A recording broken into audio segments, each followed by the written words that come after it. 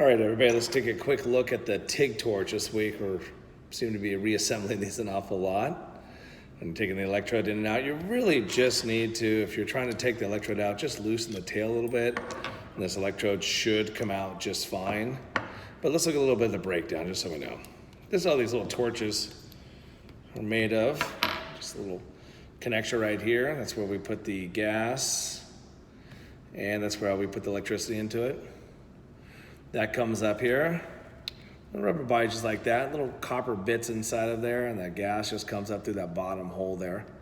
Not a real complicated piece. This is a flexible one, and it's been bent pretty hard for some reason. Little cap here is important. It just seals up the back of the nozzle, so we gotta have that on there. Just like so, it just pops on. Some of these torches have one on both sides. I only see one on one side for these. Okay. Basic assembly is this collet body here. This collet body screws into the torch, and then this collet drops down in there. And the tail just fits right on the back of that collet and drives it together. So in all that threading and that torch, this is all that's happening in between there. Not real complicated. The extra space here around this collet is where the gas goes, around that collet body.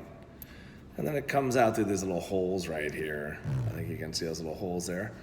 And then it's focused onto your weld based on how big of an orifice you want right there. So this just slides onto that. Just like so. Threads on nice and easy. So let's just look at the assembly here. We have the torch. And on one side, we have the collet body and the collet. And then the tail threads in on the other side.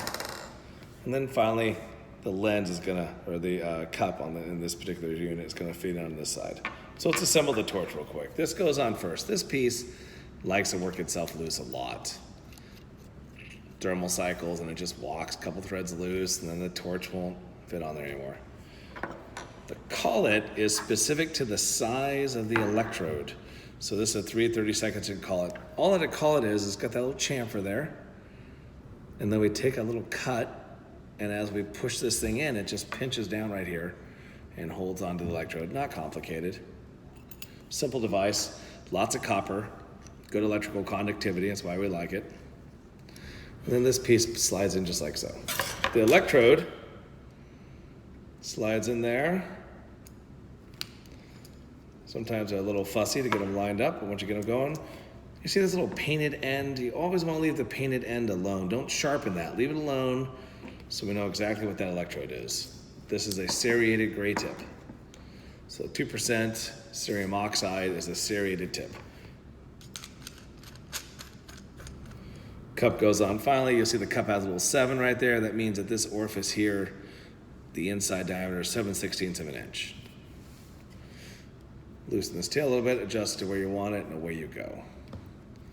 We'll talk a little bit more about sharpening when we get into the lab this week, and I'll probably put on a video of that as well. Very good. Torch assembly, not complicated.